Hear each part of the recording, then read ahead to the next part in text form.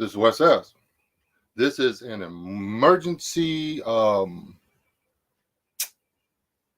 public service announcement live stream. I have been inundated on my feed on YouTube with dry pour concrete, this. I've been around concrete for 40 years. People used to try the dry pour concrete back in the day because it's in theory easier. It's massively time consuming. It's an inferior product. Get a wheelbarrow. Okay, you doing a dry pour slab, you cannot get the air. The little tiny gaps in between the powder of the sand and the gravel and the Portland, all them little tiny pieces, little tiny gaps or whatever, they're going to stay there. You can't work the concrete to get them out. Dry pour concrete will not last. You can pour a slab, dry pour a slab. The surface of the slab will be okay for, I don't know, maybe forever. But you do not have a 4-inch slab after the first few rains where the moisture gets into the concrete and then it freezes. It starts dissolving. It just crushes the bottom of your slab. The one that you took the saw and you cut and it showed that it was all pretty and set and hard. There's just microscopic air pockets all in there, which fill up with water when it rains. Yeah. Oh, if you keep it wet, it'll set hard. Granite sets hard. If you drill a hole in granite, fill it with water and let it freeze, it busts the granite. Dry pour concrete is not a good option. It is a if you cannot do it any other way option. And then you still do the slab in 2 sections. You do the first section, you missed it, then you get it wet, then you beat the shit out of it with a tamper. And then while it's wet, you refill it, you soak it, and then you tamp it. You don't mist it and be all gentle like. You get these wet and tamp it down. And then you force most of the air out. It's still not going to be as good as a wet pour slab. If you're wanting to pour something, if you want to invest your time in something that you're going to get 4 years of good service out of, and then just tear it up and do it over, that's your business. When you're doing these dry pour concrete videos, YouTube influencers, explain to the people that you are stealing money from them because this is not a long-term solution. It is an inferior, better than nothing solution. Hello, Chipper. Hello, Dior. This isn't going to be a long live stream. My truck is actually running. But the last comment set me off. I just could not.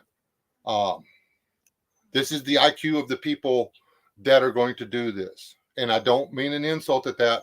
You've been played. Well, let me see if he's still here. Levi S. Nice YouTube name, man. Pretty awesome, actually. The stairs obviously lasted 6 years. This made me want to pour or do dry pour more. I'm on my way to get the dry concrete. I did the comment and I was going to let it go and I couldn't. So here we are. I replied with, the stairs were a wet pour from a concrete truck from 1985. I didn't put that in there. That's important though.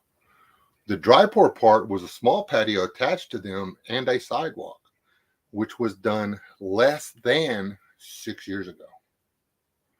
The sidewalk was poured with the stairs at the same time, 1980 something. I believe it was 84 or 85, somewhere. And has no signs of damage. The stairs nor the sidewalk have any signs of damage. The dry pour patio, it was 4 by 6 little deal, a way you could step off of the sidewalk when you were right there at the back door, was destroyed. It was garbage. It was trash in 6 years, just from water getting on it, freezing. The top of it, the top inch and a half in places, was solid.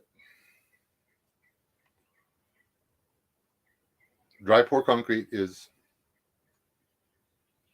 not as, it is a viable thing if you're doing something that's not going to keep getting wet. So unless you live somewhere where it rains and the water's going to soak in from the outside, if the floor is never going to freeze, you're fine. Most of you guys pour in those little patios or those little shed floors or stuff like that. Guess what? The floor's going to freeze. You people aren't even putting steel reinforcement in there. So even if it was a wet pour, it's still going to wind up with cracks. So, yeah. Everybody worrying about calling out other folks that are talking out their ass, stuff like this. These people are talking out their ass. Everybody wants to do dry pour concrete because it's the new cool thing. It doesn't work. Stop wasting your money. The end. See, there's a compressor. I got flats on a trailer, flats on my beater truck, and I'm having to use my truck to boost off the beater truck and add up the tires so I can move the trailer. So yes, Adrian, I can finally put the freaking metal on the back of my shed and not worry about dry pour concrete. I poured a sidewalk over there. I did a wet pour because it's the right way to do it. Now, hello, tradesmen, and wait. Now I'm going to have to start overloading you with all the dry pour. I will drive to Arkansas just to visit you, and I will turn that bull loose in your driveway, and he will play with your truck until there's nothing left. Don't you dare. I'm gonna blow a gasket. You all know that I used to drive concrete mixer trucks. I never delivered a pour dry.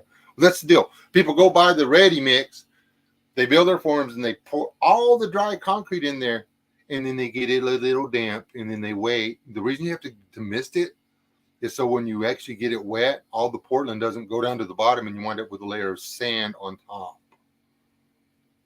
The newsflash, that stuff you misted, it's eventually going to rub off, and you're going to have gravel. That's the reason I started busting on that. The gravel was sticking up through the concrete. The top layer, though, right underneath it was hard. The top layer wasn't worth the crap. So over the years, all the sand and what little bit of Portland was left that made it appear to be set up was gone. And you had to walk on gravel. When the gravel they put in Sackcrete isn't river pebbles, it's crushed rock. It's uncomfortable. So, and some of the guys doing the videos and stuff are using the stuff with the big sand in it. What's it? Finishing whatever. I forget what it's called, but anyway, it's for the top of the pour. It's for like when you do the stairs and then you cap the sides after you take the forms off. You mix this stuff up and you put it on there. And you get the sides wet and you rough it up, and then you put this stuff on there, and it plays out. You don't have to worry about fighting rocks and stuff. You can do a 1/2 inch cap on the side of the stairs and on the front and stuff. It comes out look good. You can't tell the difference between it and the stuff you put on there. But guess what? They're putting it on sopping wet. Dry pour concrete is a no, except for very specific deals. If you have to cut a hole in your floor, and you want to spend 8 or 9 or 10 or 12 or 2 weeks before you can put carpet back down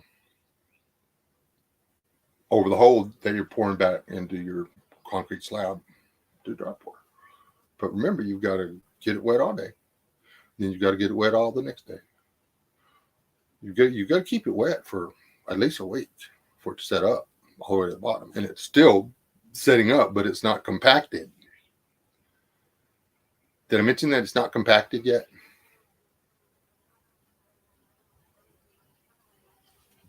There's a reason the instructions on the bag say to mix with X number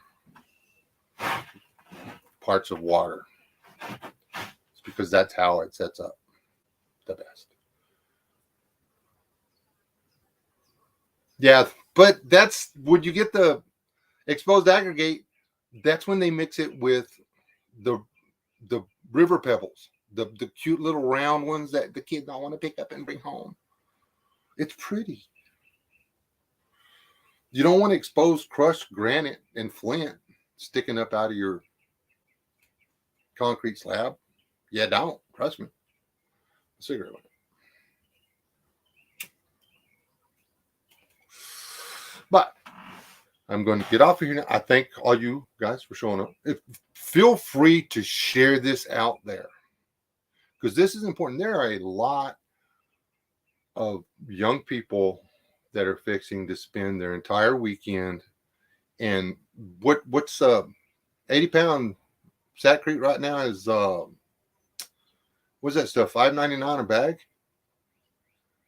and was it 20 bags to pour a 4x8 slab or something like that?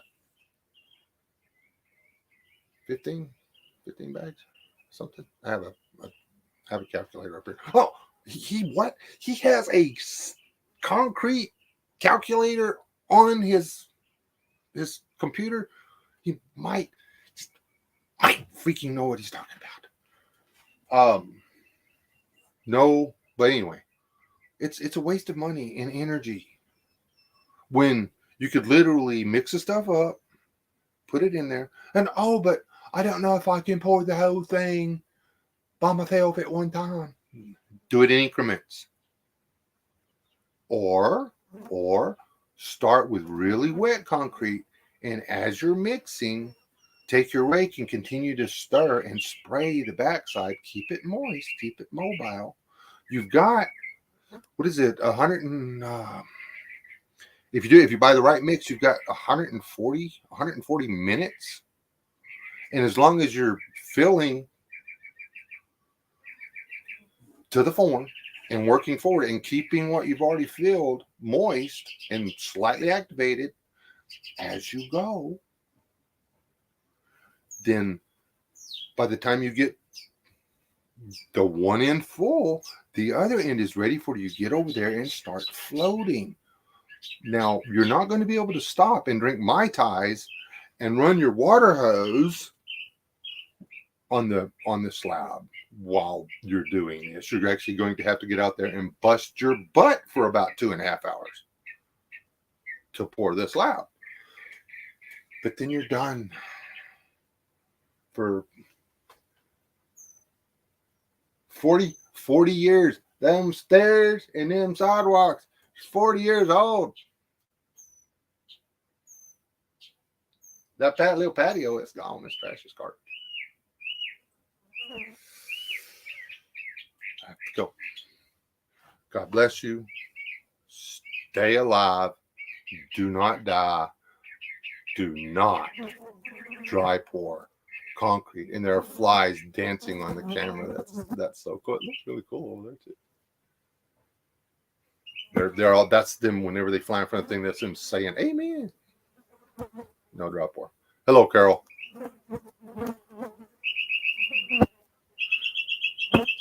Depends on the mix, yours. But if you keep it wet, even after it sets that first day, if you go back out, even wet pour, if you hose it down, get the top of it wet. Do that for 2 days after you think you're done with it. You got a good slab. Anyway, God bless y'all. You're still alive, so don't die. I have got to get back out there before it gets. There went another fly. They look huge on the camera, don't they? Anybody want any flies? No. God bless y'all. Stay alive. Do not die. Do not drop one.